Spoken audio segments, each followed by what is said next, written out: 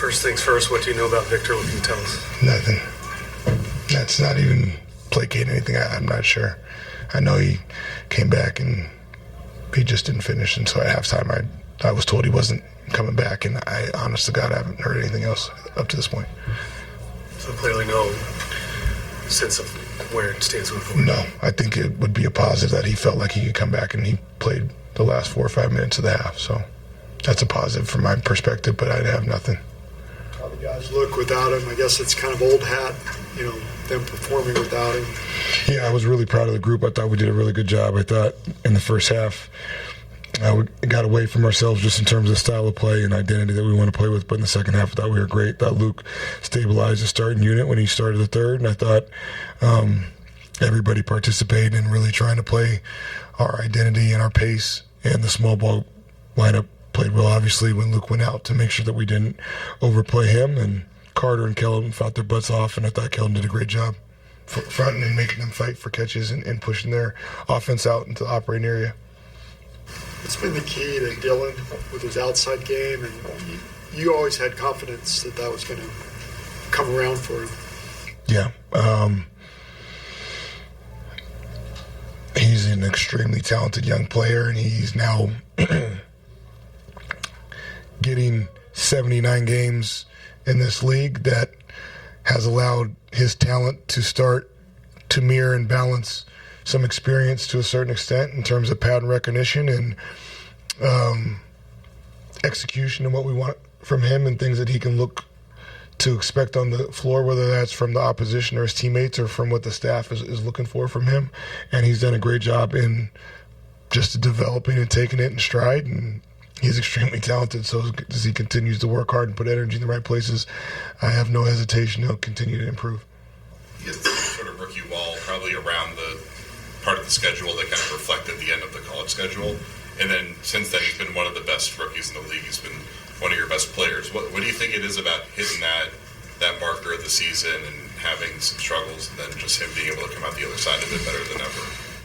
I think whenever a player goes through a rough patch, rightfully so, it gets probably a little bit overblown.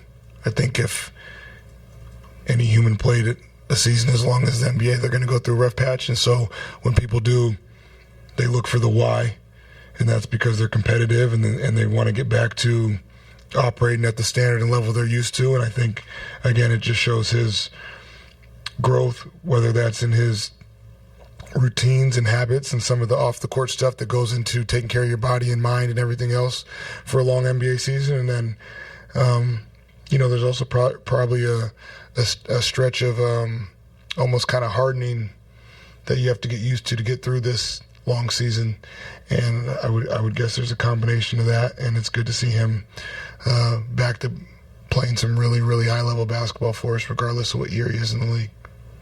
Coach, going back to Victor quickly, do you know if he'll undergo any kind of testing tomorrow?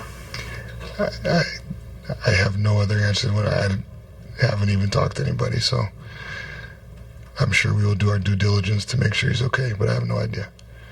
Coach, what did you see from Steph Castle's night specifically in terms of the physicality and the vision? I think tonight was a classic Steph Castle game in the sense that his competitiveness at times probably won out versus some of the basketball cerebral decision-making, and I will almost never penalize him for that. And I think he's done a phenomenal job of continuing to put those things together and bottle them and try to have them work together. But in a game like that, under the circumstances and the personality of it, he just imposed his will. And at times it may not have been perfect, but it sure reflected him. And I thought he was a big part of why we got going. You talk a lot about competitive response. You use that phrase a lot. How did you feel about what you guys did in the second half here after Vic went down? Phenomenal. I thought all the guys, I thought Fox did a great job at times imposing himself in the game. And sometimes that was through outward emotion, and I think that was what our team needed at the time because I thought he did it in a very controlled, intentional way. That's something we're continuing to learn in terms of how to be competitive and maniacally,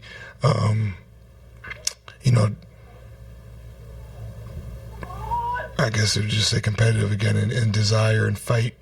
And you have to also do that with a clear mind and a level of poise to make sure that you can execute. And I thought he was extremely, extremely important for us tonight in that regard, because the game got pretty physical and it's hard to ref that game at times. And I thought Fox did a really good job of kind of drawing a line in the sand, but then also making sure that we were steady.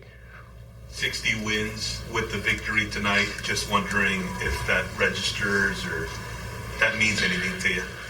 Yeah, I mean, it means in 79 games we've done a hell of a job. It's a lot of wins this year. I'm not going to downplay that at all. So those guys in that room get a lot of credit for putting together a pretty good sample size in 79 games. And, you know, it's a good thing that we've had that much success with that much improvement. So it gives us a lot of hope to continue to push on them and